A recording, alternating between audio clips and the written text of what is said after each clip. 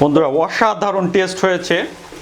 মানে এইভাবে যদি আপনারা আপনাদের বাসায় রান্না করে বাসার সবাইকে হোক অতিথিদেরকে হোক আপনারা যদি এভাবে রান্না করে মাংসটা পরিবেশন করতে পারেন, সবাই আপনার রান্নার ভক্ত হয়ে যাবে এবং রান্নাটা সবাই তৃপ্তি সহকারে খাবে। বন্ধুরা প্রথমে আমরা চলে আসলাম চুলাতে। আমরা চুলাতে কড়াইটাকে গরম করতে দিয়ে দিলাম। এর মাঝে দিয়ে দেব আমরা নর্মালি সাদা রান্নার লবণ, যেটাকে সয়াবিন তেল বলা হয়। আপনারা চাইলে গরুর মাংসটাকে সরিষার তেল দিয়েও রান্না করতে পারেন। আমরা এখানে পরিমাণ মতন তেল দিয়ে নিচ্ছি। প্রথমে তেলটা একটু গরম হয়ে আসলে এর ভিতরে দিয়ে দিব আমরা দারচিনি, লবঙ্গ, এলাচ এবং তেজপাতা। আমরা একে একে উপকরণগুলো তেলের মাঝে দিয়ে দিলাম। এবার একটু নেড়ে চেড়ে হালকা করে এগুলো ভেজে নিব।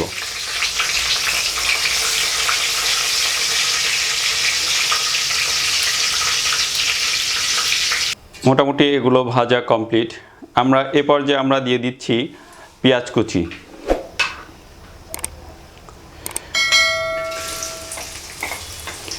পেঁয়াজ কুচিগুলোকে ভালোভাবে নেড়ে চেড়ে একটু ভেজে নিব।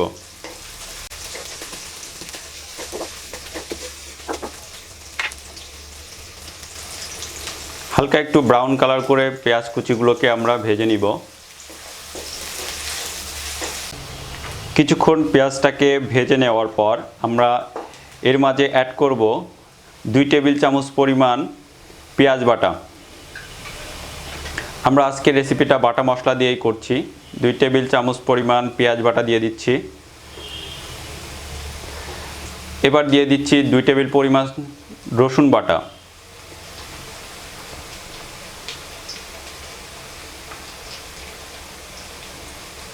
এবার দিয়ে দিচ্ছি গোলমরিচ বাটা 2 টেবিল চামচ পরিমাণ। এখানে আপনারা ঝালটা আপনাদের মতন ব্যবহার করবেন।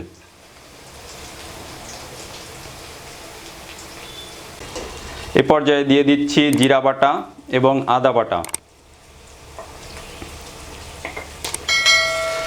এবার ভালোভাবে মশলাগুলোকে নেড়েচেড়ে কষিয়ে নিব।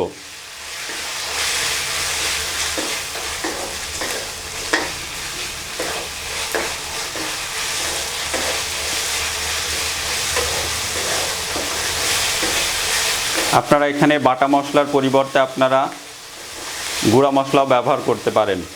তবে বাটা মশলা দিয়ে যদি আপনার রান্নাটা করেন তাহলে রান্নার স্বাদটা অনেক গুণ বেড়ে যায় এবং খেতে অনেক সুস্বাদু লাগে। তো এ পর্যায়ে আমরা অ্যাড করছি 1 টেবিল চামচ পরিমাণ গরম মশলা।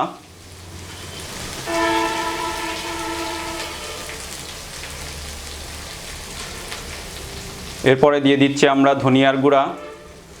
এ পর্যায়ে আমরা দিয়ে দিচ্ছি হলুদের গুঁড়া। 1 টেবিল চামচ পরিমাণ হলুদ গুঁড়া দিয়ে দিলাম। এবার দিয়ে দিব পরিমাণ মতন লবণ।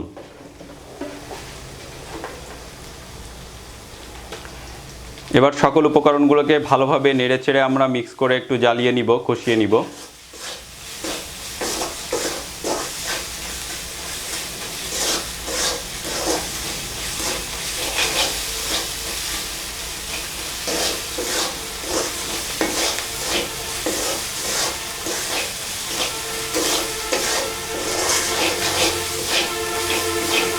সকল উপকরণগুলো কষানো ভালো মতন হয়ে গেলে আমরা এর মাঝে দিয়ে দিব টমেটোর সস।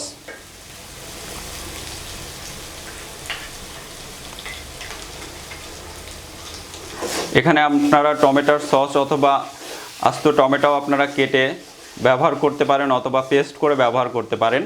এই টমেটো সসটা দেওয়ার ফলে মাংসের স্বাদটা আরও বেড়ে যাবে এবং আপনারা ডিফারেন্ট একটা স্বাদ পাবেন।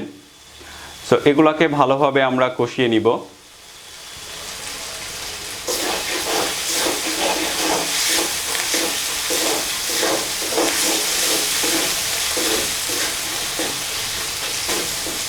মশলাগুলোকে ভালোভাবে কষিয়ে নেওয়ার পর আমরা এর মাঝে দিয়ে দিব পরিমাণ মতন পানি।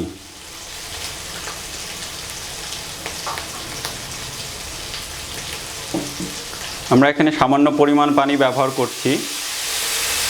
পানিটা দেওয়ার উদ্দেশ্য যাতে মশলাগুলো না পুড়ে যায়। দেখেন সুন্দর একটা কালার এসছে এবং সুন্দর একটা ঘ্রাণ বের হয়েছে। আপনারা যখন বাসায় রেসিপিটা তৈরি করবেন তখন আপনারা এই ঘ্রাণটা পাবেন।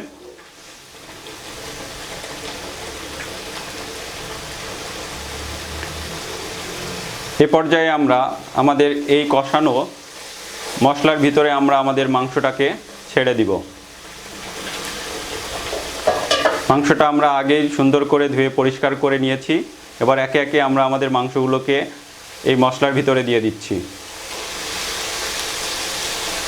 আমরা একটু মাংসটাকে বড় করে কেটে নিয়েছি, আপনারা আপনাদের পছন্দ মতন সাইজ করে কেটে নেবেন। মাংস দেওয়ার পর ভালোভাবে মাংসটাকে একটু মশলার ভিতরে নেড়ে চেড়ে দিতে হবে। এক্ষেত্রে সকল মাংসে মশলাগুলোকে ভালোভাবে মিশতে পারবে। কিছুক্ষণ এভাবে নেড়ে চেড়ে দিয়ে আমরা মাংসটাকে ঢাকনা দিয়ে ঢেকে দিব। 2-3 মিনিটের মতন আমরা এখানে ঢাকনা দিয়ে ঢেকে দিব। আর চুলার আঁচটা আপনারা মিডিয়াম টু হাই লেভেলের মাঝখানে রাখবেন। ফিরে আসছি 2-3 মিনিট পর। ফিরে এলাম 2-3 মিনিট পর। মাংস থেকে পানি ছেড়ে দিয়েছে। আমরা এবার মাংসটাকে একটু ভালোভাবে নেড়ে চেড়ে দিব। এর ফলে মাংসটা নিচ থেকে ধরে যাবে না। আবারও মাংসটাকে আমরা ঢাকনা দিয়ে ঢেকে দিচ্ছি। ফিরে আসছি আবারও 2-3 মিনিট পর। বন্ধুরা, আমরা মোটামুটি 5 মিনিট মতন মাংসটাকে কষিয়ে নিলাম নেড়ে ছেড়ে ভালোভাবে। এর পর্যায়ে আমরা মাংসের ভিতরে আমরা এক্সট্রা পানি অ্যাড করে নিচ্ছি। এই পানিটাতেই মূলত আমরা মাংসটাকে সিদ্ধ করব।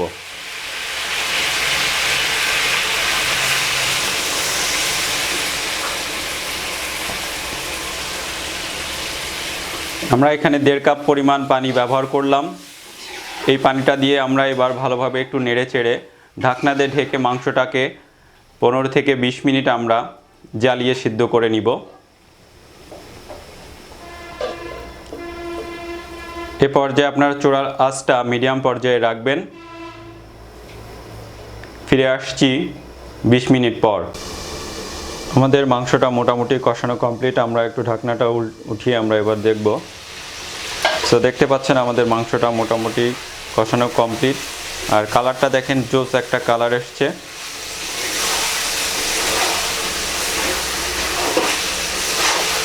সুন্দর একটা ঘ্রাণ ছড়িয়েছে।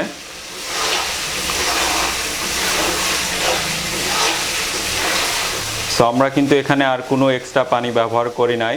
মাংসের থেকে যে পানিটা ছড়িয়েছিল এবং আমরা 1.5 কাপ পানি দিয়ে আমরা এই মাংসটাকে ভালো মতো কষিয়ে নিলাম। আমাদের মাংসটা মোটামুটি কষানো কমপ্লিট। আমরা এখন একটু টেস্ট করে দেখব মাংসটা কেমন সিজেছে। তো মাংসটা টেস্ট করার জন্য আমরা একটা পাত্রে 1 পিস মাংস উঠিয়ে নিচ্ছি।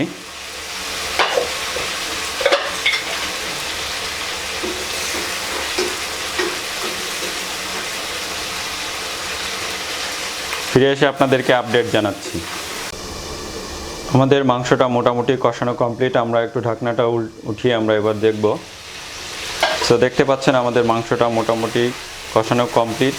আর কালারটা দেখেন, জোস একটা কালার এসছে।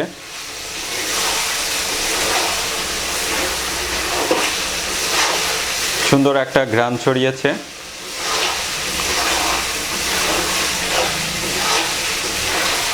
সো আমরা কিন্তু এখানে আর কোনো এক্সট্রা পানি ব্যবহার করি নাই। মাংসের থেকে যে পানিটা ছড়িয়েছিল এবং আমরা 1.5 কাপ পানি দিয়ে আমরা এই মাংসটাকে ভালো মতো কষিয়ে নিলাম। আমাদের মাংসটা মোটামুটি কষানো কমপ্লিট। আমরা এখন একটু টেস্ট করে দেখব মাংসটা কেমন সিজেছে। তো মাংসটা টেস্ট করার জন্য আমরা একটা পাত্রে 1 পিস মাংস উঠিয়ে নিচ্ছি। বন্ধুরা, অসাধারণ টেস্ট হয়েছে।